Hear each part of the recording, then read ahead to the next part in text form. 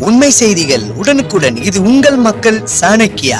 இணைந்திருங்கள் புதிய பொலிவுடன். இது உங்கள் மக்கள் சாணக்கியா, தமிழ் மக்களின் உரிமை குரல்.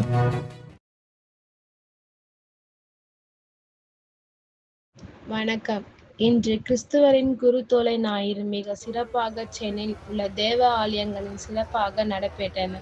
இதில் பல கிறிஸ்துவ பக்தர்களின் கலந்து கொண்டு கிறிஸ்துவின் மகிழ்ச்சியை தெரிவித்தார்கள்.